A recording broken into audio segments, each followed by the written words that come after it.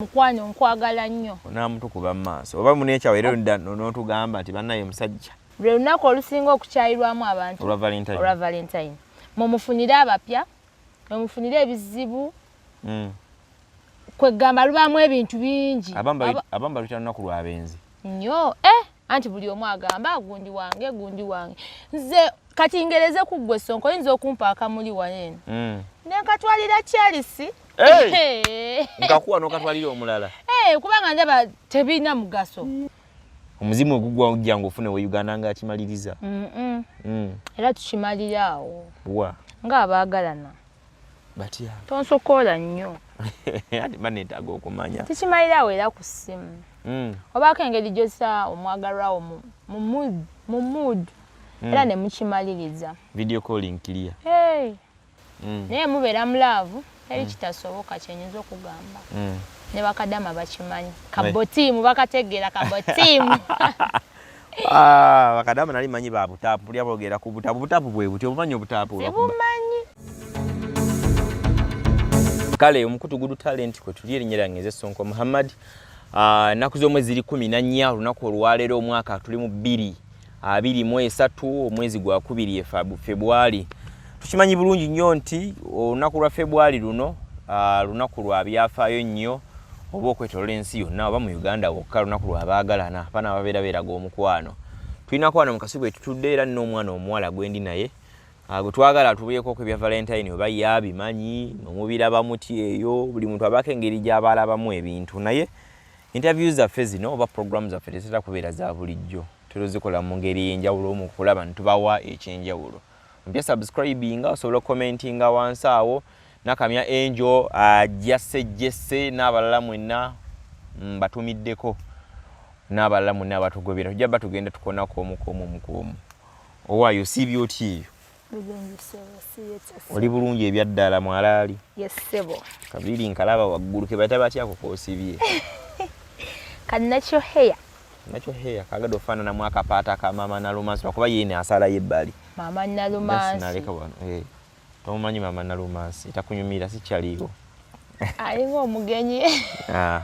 Bamusala akapaata bamunyiriza n'afaanana abagenyi. Era ye kale.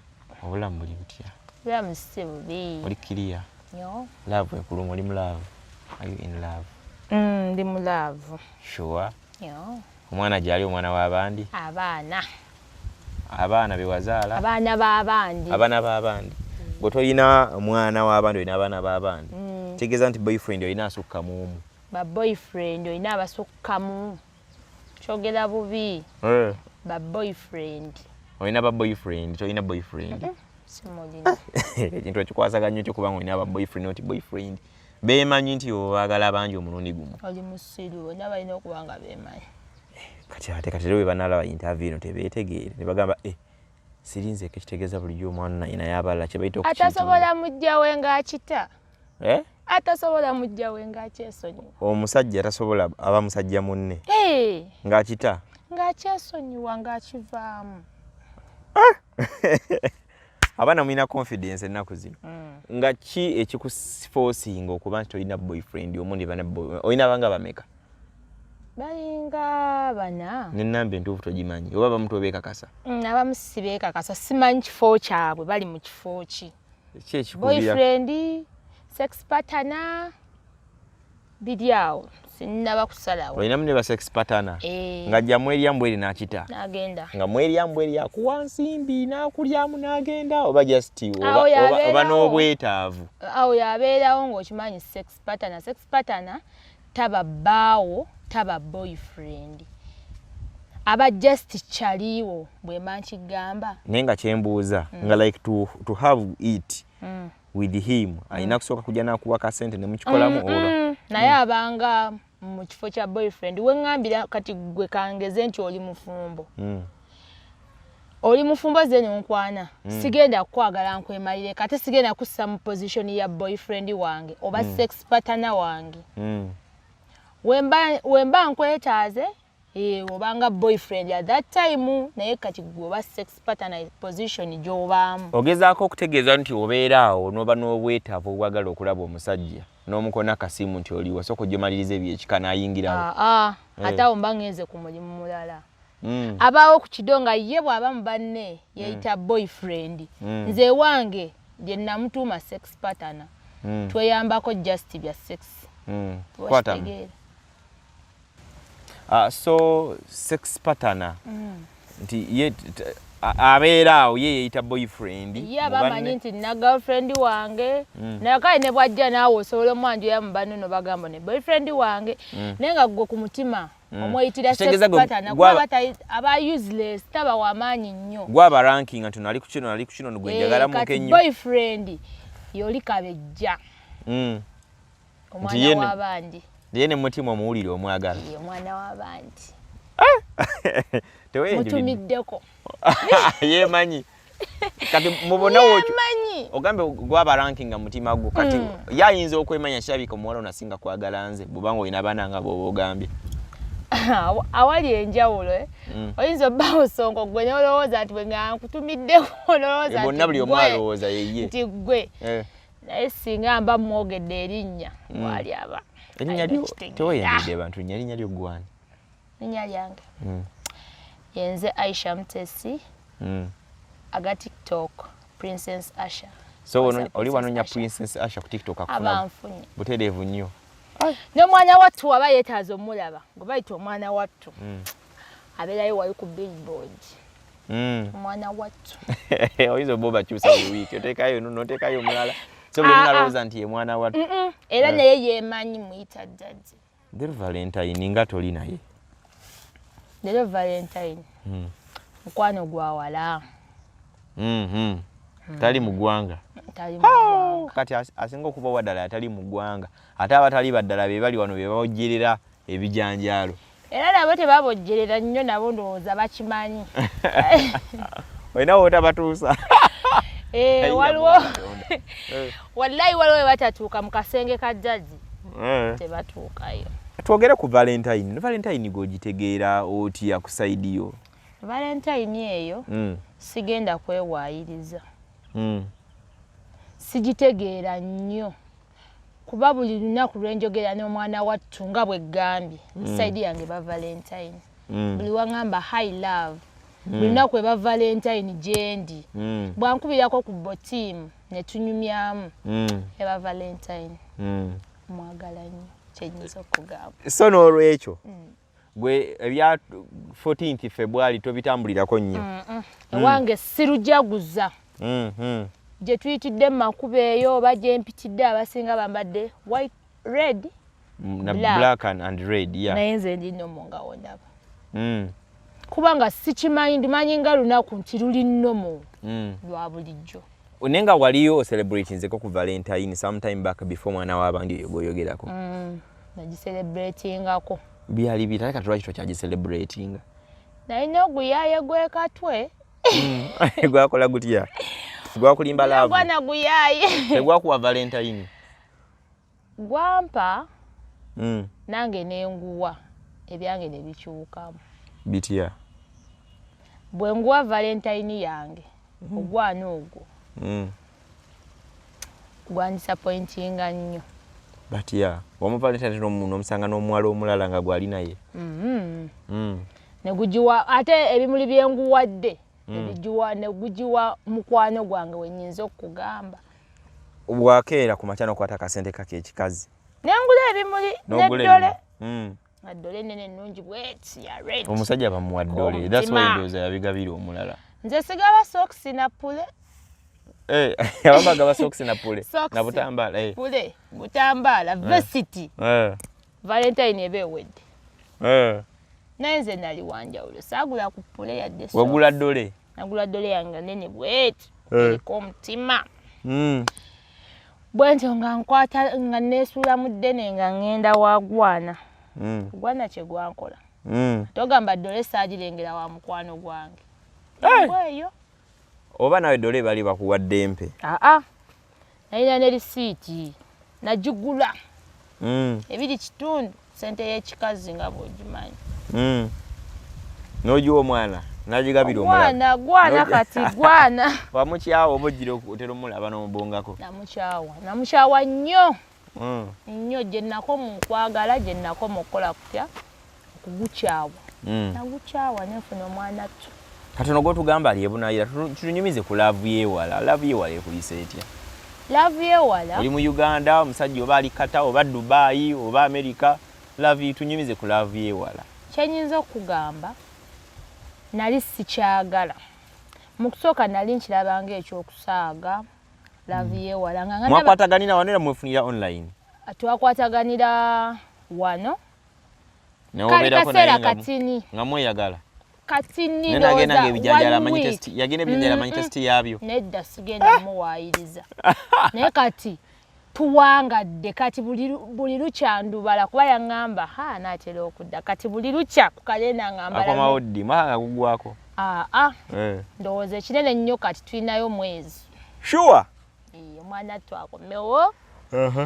tucelebratinge Valentine eyaffe tusukke ku balala naye tunyumize ku laavu yeewala eno biba bita mukikwasaganya mutya laavu yeewala buba budde kati engeri bambi ye gy'abeera bize kyenyinza okugamba kuba abeera bize naye omuntu ne bw'oba bize ofisizaawo omwagalwawo time era nze kyemwebazaako simwevuma time agimpa kyenyinza okugamba every hour and then at least oba oli awo ne oba toli ku WhatsApp osangako message hi love oba okitegeera n'ekiro oba oli awo nakubira ku botimu ne munyuma eddakiika nga 10 n'agamba kati neebase ate kituufu aba yeebase kyabana balala sikiwa kuba omuntu wakubira saa 8-9 ku botimu video call oba oli otya ne mwogerezeganya kitegeeza ene oba kibeera in camera oba out of camera abakola ebirala saagala kumanya sinonooza manyi kino kyandaga essaawa eno kyendaba kyemmanyi gufula naye laavu mbadde manyi laavu yeewala biseera ebisinga nnyo tubabeera beerimba oli abeera eri nga gw'oli eno ng'eri naye gwalinayo omulala oba abalala nga naawe oli eno olinayo omulala oba abalala nze kyenyinza okugamba kirifane naye kisesa omwami owange gwempita omwami owawe oba mwogera erinnya naye sijja mwogera yemanyi omwami owange gwenjogerako yaŋŋamba nkwagala nkimanyi mu Uganda gy'oli siriiyo oyenda naye bagambe katono ebingi bya ddadde takugaana yaŋŋamba sigenda kugaana kati ekintu ekyo bw'akigamba era abawala bonna abali obbaawo n'akigamba ba boyfriend wo abakemala aba obwongo bwo ogenda mugamba ninayo oba nedda kyenyinza okukaddemu yakugamba ata boyfriend wo alikata yes nteebye gw'oli eno mu Uganda naye agamba ati nze kyemmanyi ye gy'ali tayenda kyenyinza okugamba kale sisobola mubuusabuusa kuba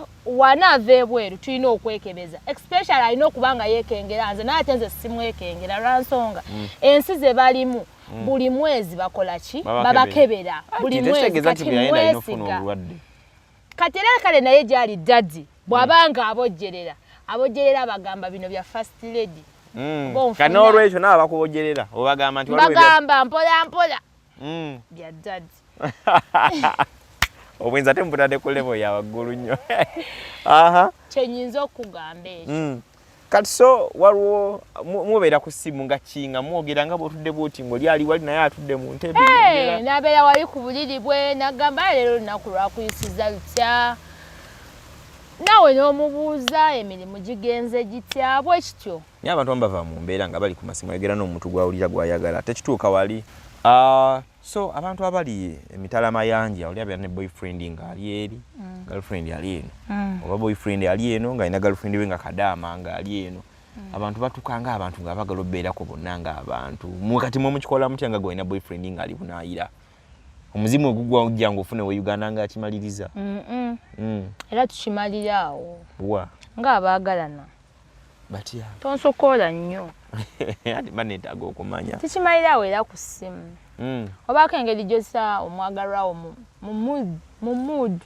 era ne mukimaliriza video calling clear kasanga ene woba omwesiga ng'era naye akwesiga naye feesi eno kuba ebintu ebyo badizaya tubalabye baani nga bamala ne bakola ki nga bamala okutambi ne babuta babulika oli akalikodinga eri n'akata n'amala n'akatereka aga ezembwa za TikTok mikutu mirala birikodinga ne bibutereka mudda ne bikolati ne bibuza naye mubeera mulavu eri kitasoboka kyenyinza okugamba ne bakadama bakimanyi kabotiimu bakategeera kabotiimu bakadama nali manyi ba butapu pulya boogera ku butapu bwe buti obumanyi obutapu sibumanyi bulaba bulabi ku video era sibumanyi okay kikyoyinza okwagala okugamba abantu ku nnaku nga luno lwe bayita olw'abaagala lwa Valentine olunaku lwa Valentine bwe mba njujjukira obulungi bwe bakalenda lwe lunaku lwe bakyayiramu abantu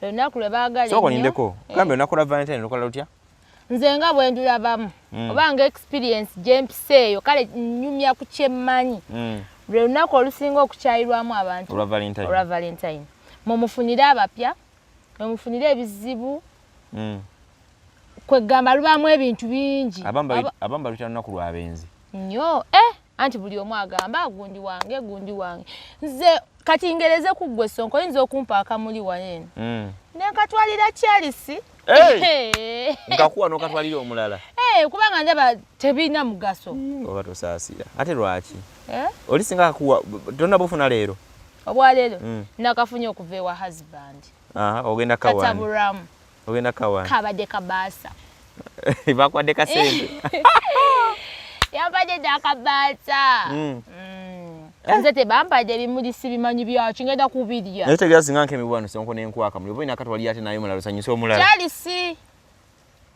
aye ne Chelsea naye akawe Aneti ne Aneti akewere gundi webityo tukanyala baba bimuli nti tebakoze kumba omi yakoze nagenda nga kasaafi nkagenze katambula ne kabena tene kadda mu bantu nga 7 kwerimba just bwekityo Tubanza omwami owange yabitegedde kate bimuli yali bikoze ati kubinsindikira busindikizi ku ate ayizo bakuweereza sente ngogenda zikozesa oguli mwaka muli wakawe Charles era wama dad Joli akabaasa ngenda kagulamu nkoko ogirie oba ogirunde paka lwalidda mu njirie ate nnunda yaki nerire enkoko Valentine nga tewedde kale abatulaba era abatugoberera omukutu Good Talent kwe tubeere Nyirangeze Sonko Muhammad Chris the Crown yabeere mabega wa kamera sobo ogenda ku TikTok otekamu Chris the Crown solo okubanga ate olaba Good Talent shop media platforms zonna wogenda TikTok, Facebook, YouTube ne okusinga YouTube ge makaga fa makulu musubscribing ennyo ku YouTube channel yafeeyo mugisharinge commentinga ayina ekikunyiga kugamba nga byo toyisirika yogera tulabe nti oba tukigabanako n'abalala kikyogamba ya abantu ekisembayo then tukite olunaku lwaleero abantu sina kyembagamba obaka mutwalira mwami wange mugambe nti mukwano nkwagala nnyo onamuntu kuba maaso oba munekyaweero n'otugamba nti bannaye musajja omwana yabagambye omanyi njagala nnyo omukyala bamwetaanisha memmayanja yabagambye woba olina omuntu wo ba abantu mu maaso mwagale bwakukyawa dobeetondere mbavumevume bwana nkyawa nga nkoma nga mbeetondera bwe nfuna omulala ngaobakuba mu maaso naye nga bakuba mu maaso nga mwagala tenyinza omuga nti nkwagala nnyo daddi bwebubaka bwe musibiridde nti nkwagala okumanya nga mwagala atambulira ku ssimu kongolo bisamba mulabako okay kale mukutu Good Talent kwe tuli leero tuyinza obutasukawo olunaku olwaleero assalamu alaikum warahmatullahi wabarakatuh